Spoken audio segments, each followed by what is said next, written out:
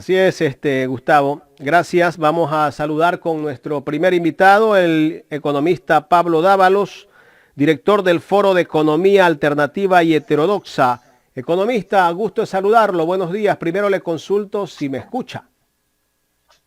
Te escucho bastante bien, Jaime. Muy buenos días. Un saludo muy cordial a todas las personas que este momento comparten este espacio con nosotros a través de las diferentes plataformas digitales. Gracias, economista. Bueno, hay preocupación de los ecuatorianos por la liberación de importación de gas y eliminación de subsidios al sector industrial. Según el gobierno, dice que esto no va a afectar a los ecuatorianos porque no se va a subir la bombona de gas, no se va a subir el diésel, no se va a subir la gasolina. ¿Le creemos o no le creemos a este gobierno? Bueno, yo pienso que tendremos que referirnos al texto del decreto 1158 para que el texto del decreto 1158 nos diga exactamente qué ha legislado el gobierno con respecto a los derivados de petróleo.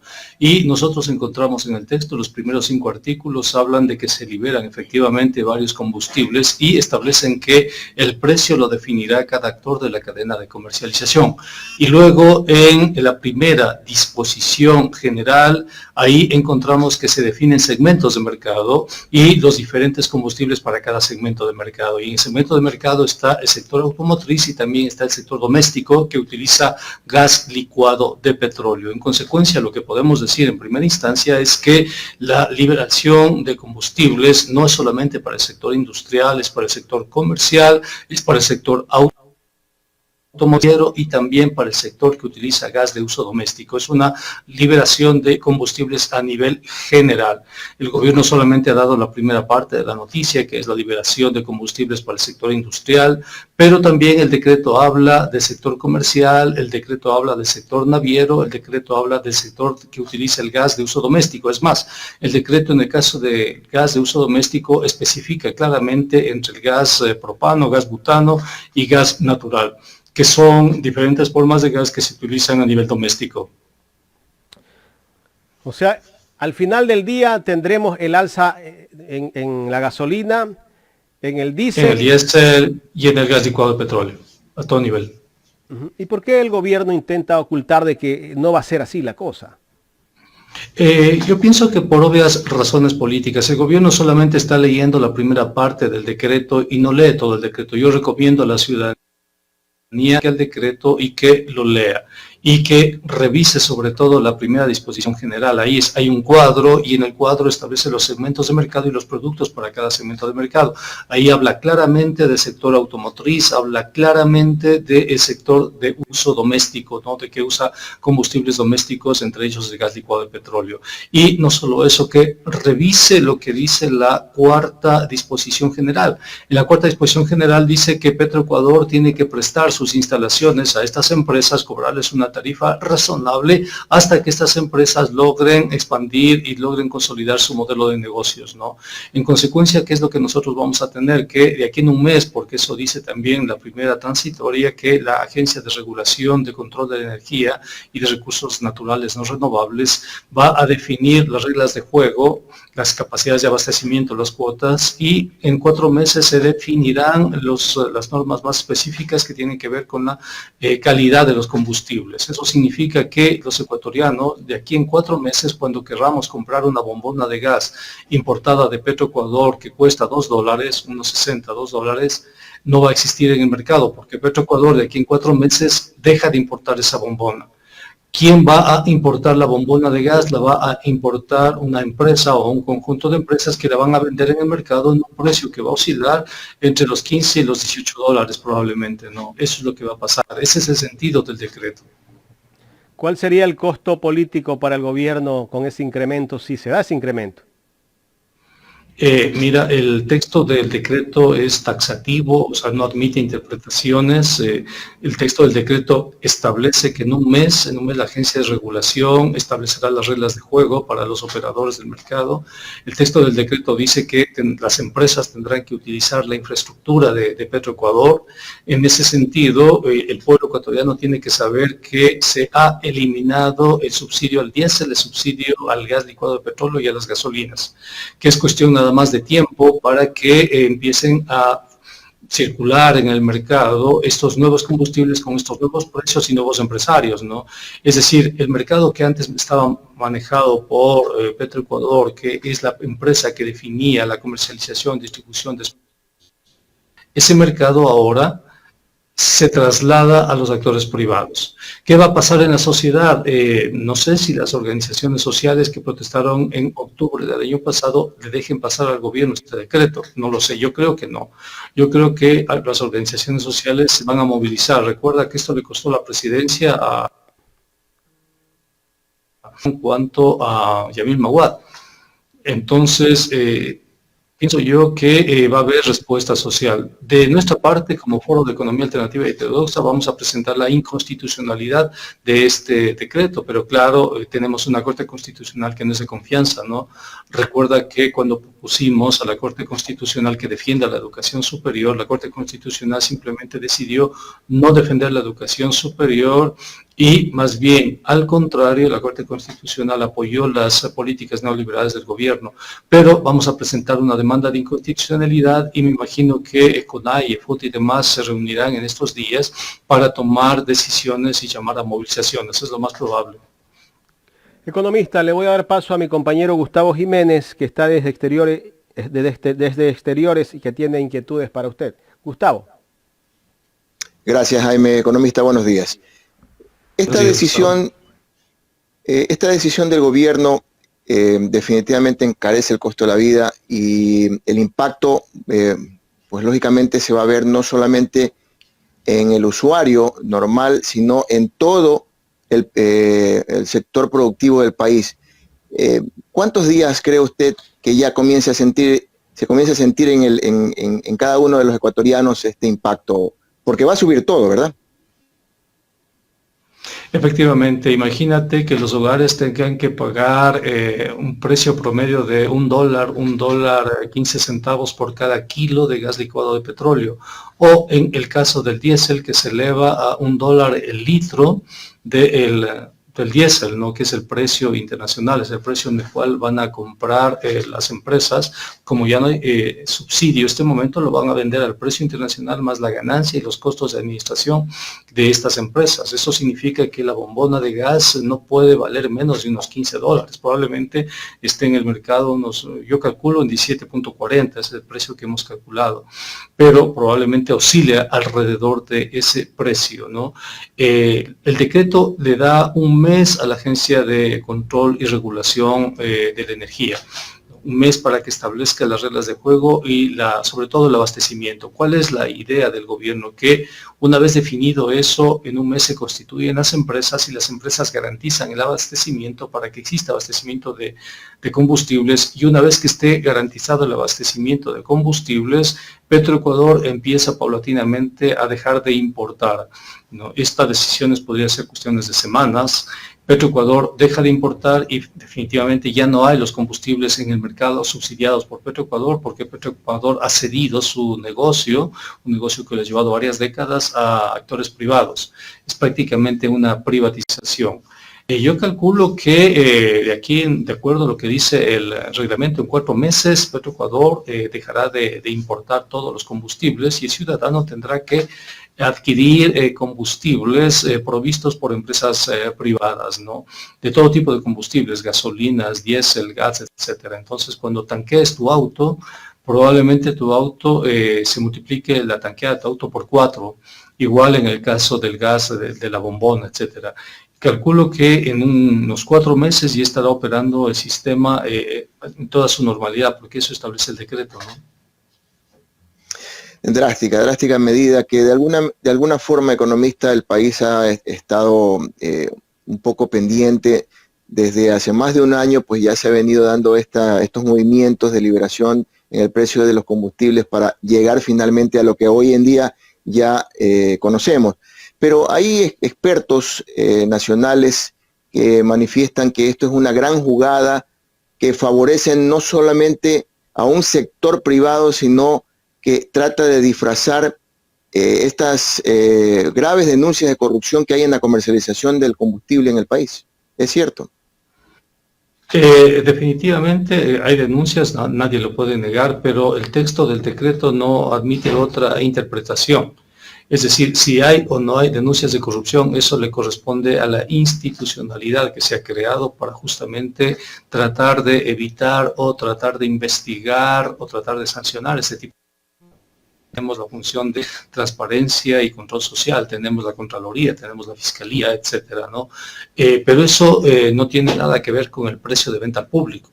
O sea, más allá que exista corrupción, hay un precio de venta al público y la gente en este momento puede abastecerse de una bombona de gas en unos 60 si va al distribuidor, si espera en su casa 2.50, si ve muy lejos $3, pero ese es el precio promedio de una bombona de gas, ¿no? Entonces, si hay o no hay corrupción, son las instituciones las que tienen que regular eso, ¿no?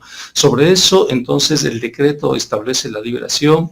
Y el momento que se establece la liberación, nosotros como consumidores tenemos que afrontar nuevos precios, porque los fletes, por ejemplo, que utilizan diésel, los fletes que transportan mercancías o transportan alimentos de la costa a la sierra a la costa, encarecen el flete y eso se traslada directamente al producto que está en el flete. Los mariscos, que son parte de la pesca artesanal, igual. O sea, un ceviche que ahora te comes en 5 o 6 dólares, a partir de este decreto será muy difícil que tenga ese mismo precio, costará 10, 12 dólares por el precio de los combustibles que se incrementa, y no se incrementa en un 10%, se incrementa en un 300, 400%. Economista, finalmente de mi parte, esta medida, ¿en qué favorece a la economía del país? Y hablo específicamente, luego de su explicación, porque va a tener un impacto muy fuerte dentro de la ciudadanía, ¿en qué favorece al gobierno en sí? Porque la verdad es que ya no entendemos los ecuatorianos qué es lo que está pasando. Impuestos hay, la gente cumple con su recaudación de impuestos, con el pago de sus impuestos, y el precio del petróleo de alguna manera, pues, se puede decir, beneficia en algo a la economía. Y ahora estas medidas pretenden de alguna manera recaudar más. ¿En verdad estamos en quiebra o qué es lo que está pasando en el país, economista? ¿Cuál es tu visión al respecto? Esta medida no recauda absolutamente nada, esta medida no significa más recursos para el Estado, esta medida es una privatización nada más, esta medida simplemente desmantela a Petroecuador y traslada el negocio que tenía de Petroecuador de manejar el despacho de combustibles y su distribución a nivel nacional, lo traslada a actores privados. ¿Por qué el gobierno toma esta medida? Esta medida ha sido tomada para cumplir con el Fondo Monetario Internacional. El gobierno está desesperado por que el Fondo Monetario Internacional le firme el nuevo acuerdo de facilidad ampliada. De hecho, el presidente anunció el día de ayer que el fondo ya le había aprobado eso. Yo he revisado la página web del Fondo Monetario y el fondo todavía no había aprobado absolutamente ningún crédito para el Ecuador.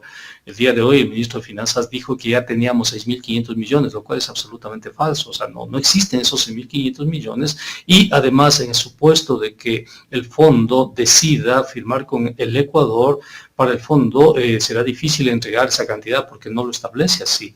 Primero se firma un documento que se llama carta de intención y luego se establecen cuotas en las cuales se va a entregar de forma dosificada esos recursos. No significa que los va a recibir para este año.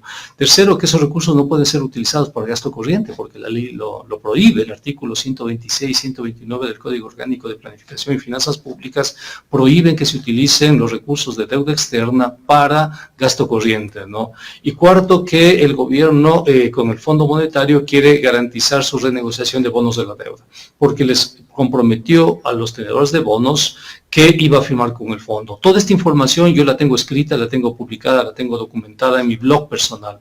Al ciudadano que me está en este momento escuchando, les recomiendo que vaya a mi blog es pablo-davalos.blogspot.com y ahí revise un documento que se llama el decreto 1158 y la eliminación de subsidios a los combustibles. Ahí va a encontrar toda la información, toda la documentación con respecto a este decreto, sus alcances, consecuencias y por qué se lo emite, ¿no?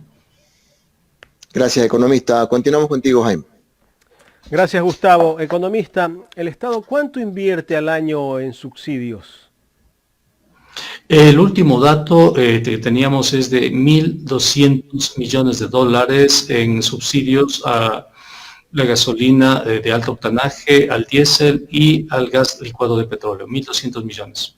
que representan alrededor del 1% del Producto Interno Bruto.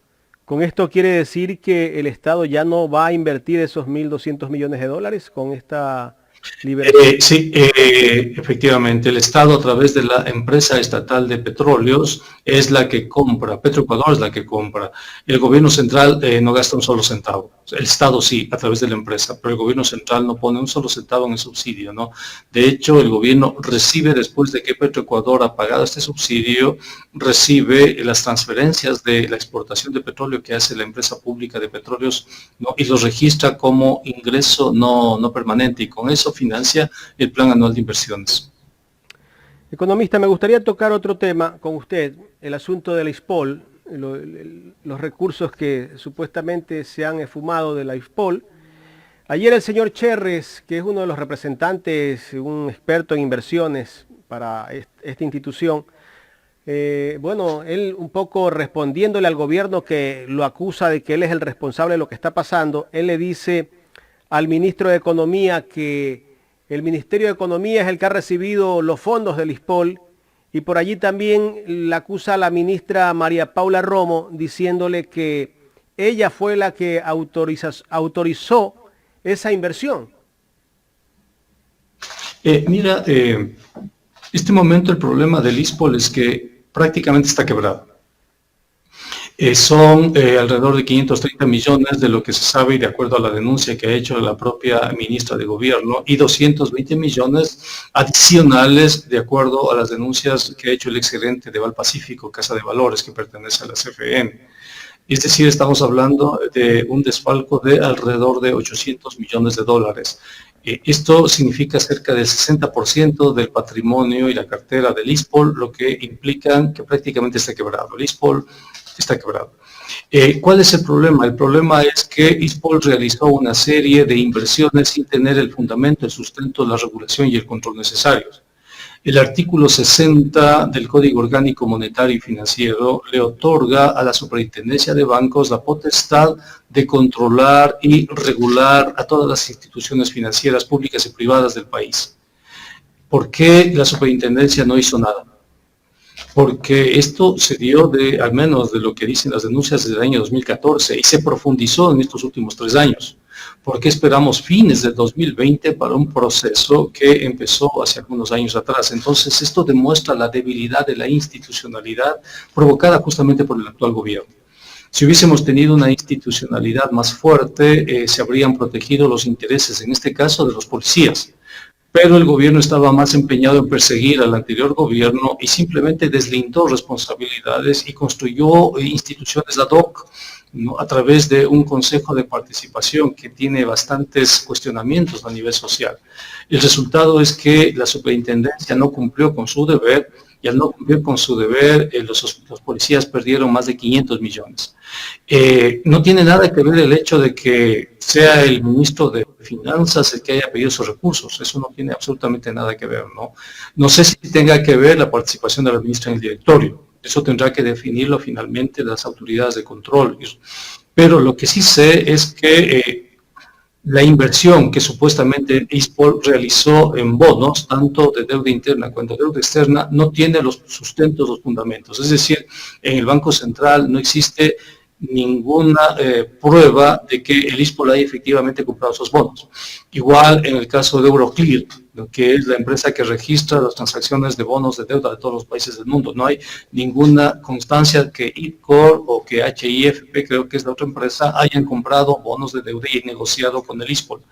Simplemente se trató de una pantalla y de una estafa, simplemente una estafa. Le estafaron al ISPOL y el ISPOL simplemente entregó recursos para bonos que nunca existieron, y ahora el responsable de eso está culpándole al Estado de tener los bonos. Si el Estado hubiese comprado esos bonos, tendríamos los bonos ahí, y el Estado puede girar con esos bonos. El problema es que no hay esos bonos, el problema es que simplemente se dijo que se iba a hacer ese negocio con esos bonos, pero finalmente nunca se hizo el negocio con los bonos. Entonces las declaraciones del señor Cherres no tienen ningún tipo de sentido y tienen que ser,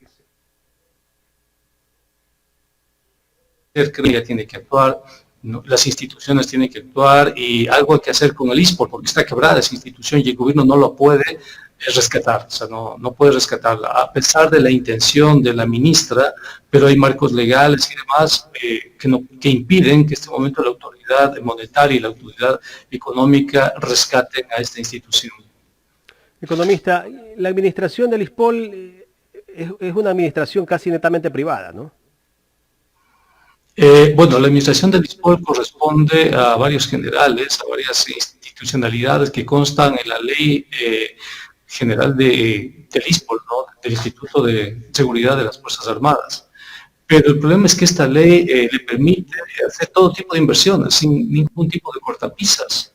Al revisar esta ley, los artículos que hablan de las inversiones, dice que el ISPOL tendrá que hacer inversiones en donde tenga la más alta rentabilidad.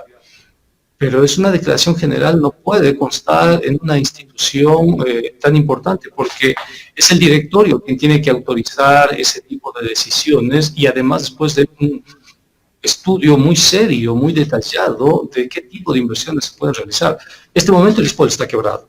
Los policías, o sea, no tienen seguridad social. Habrá que cubrirles, mientras tanto, trasladándoles al IES, me imagino, pero el Estado no puede entregar 800 millones de dólares cuando ha retirado recursos a salud, a educación, a universidades, está despidiendo todos los días funcionarios públicos y ahora resulta que alguien desfalca una institución y el Estado lo entrega. Eso no se puede dar, ¿no? Primero porque se necesita una determinación exacta de cuánto es el monto, por qué se dio, qué pasó con las instituciones que estuvieron detrás de eso para poder finalmente intervenir sobre el ISPOL, ¿no? Pero a mí realmente me extraña el hecho de que la superintendencia no haya actuado con respecto a esta institución. Economista, voy a darle paso nuevamente a Gustavo, no sé si tenga alguna otra inquietud, Gustavo. Gracias, Jaime. Sí, solamente un detalle para aclarar, economista. Acabo de encontrar ya el comunicado que el ministro Martínez lanzó el día de ayer a través de su ministerio y efectivamente dice que el directorio del Fondo Monetario Internacional aprobó el respaldo por 6.500 millones de dólares, de los cuales en este año va a recibir 4.000 millones, en el 2021 1.500 y en el 2022 1.000 millones más. Y finaliza indicando que esta ayuda del Fondo Monetario Internacional constituye un escudo para proteger la dolarización. Esa es la excusa ahora, proteger la dolarización. ¿Tan mal está el tema monetario en el país? Mira, yo hasta la noche de ayer revisé la página web del Fondo Monetario Internacional para encontrar el documento que avala las declaraciones del presidente de la República y no lo he encontrado. Es decir, todavía no consta en la página web el documento de estrategia de financiamiento extendido. ¿Por qué te digo eso? Porque en el anterior documento yo presenté la demanda de inconstitucionalidad y estoy esperando este documento justamente para hacer lo mismo otra vez. Entonces, ¿qué te puedo indicar? Que para el Fondo Monetario va a ser muy delicado entregar un crédito a un gobierno que está por irse, sobre todo cuando los aliados de ese gobierno tienen pocas posibilidades de ser electos y darle continuidad a esto. Puede ser que pase lo que pasó con Mauricio Macri. Mauricio Macri suscribió con el Fondo Monetario, ganó Fernández y Fernández cerró las negociaciones con el Fondo Monetario. Ya el Fondo Monetario está en problemas para recuperar esos recursos, ¿no? Dicen las encuestas, de pronto, o Arauz o Yaco Pérez, para el Fondo Monetario será una situación difícil, porque tanto Arauz como Yaco Pérez han rechazado esta negociación. Y eso es un escenario que puede darse en los próximos 5 meses. Es decir, esta carta de intención puede durar 5 meses. La anterior duró menos de un año. Se firmó en marzo y se cerró en diciembre, ¿no? Ahora esta se va a firmar en septiembre, octubre y va a vivir hasta el mes de febrero del próximo año, porque los candidatos cuando estén ya en la segunda vuelta y uno de ellos gane, tendrán que pronunciarse con respecto a esto. Entonces, hablar de manera abusiva de lo que va a ser el Fondo Monetario de 2021, cuando no se tienen garantías de eso, es simplemente una falta de respeto al país, ¿no? Entonces, por eso yo soy escéptico que el Fondo Monetario arriesgue su credibilidad política a nivel internacional. Es decir, le entregue un crédito a un gobierno que no tiene ninguna popularidad, que está acusado de corrupción y que en unos meses ese crédito sea declarado como una deuda odiosa, ¿no? Para el Fondo Monetario va a ser muy delicado. Mucho me temo que están revisando la posición política del Fondo Monetario, están viendo que al momento de calificar al binomio de Arauz, el Fondo Monetario sabe que a futuro Si se compromete con el país, puede perder imagen, puede perder recursos. Entonces, quién sabe si finalmente no se suscriba ese convenio con el Fondo Monetario Internacional. De darse esta suscripción y entrega de estos 6.500 millones, el país, ¿con cuánto más queda endeudado, economista? Estaríamos endeudados de 12.000 millones que tenemos con organismos internacionales, pasaríamos a 18.000 millones. Más la renegociación de bonos de la deuda, que es de 27.000 millones de dólares, entonces suma tú ahí, y más el crédito que teníamos con China, que es de 5.000 millones, el endeudamiento externo, como tú puedes apreciar, sería de alrededor de unos 47.000 millones de dólares. ¿Catastrófico para un nuevo gobierno? Totalmente catastrófico. O sea, porque este gobierno, a diferencia del anterior, que al menos dijo que le dejaba la mesa servida, este gobierno le deja un país devastado, un país destruido y unas finanzas totalmente destruidas. Muchas gracias, economista. Jaime, continuamos contigo. Muchísimas gracias, Gustavo. Economista, queremos agradecerle por habernos dado este tiempo para conversar sobre el tema de la eliminación de subsidios y otros temas que tratamos justamente sobre el tema del ISPOL. Muchas gracias, hasta una próxima oportunidad. Un saludo muy cordial. Abrazos.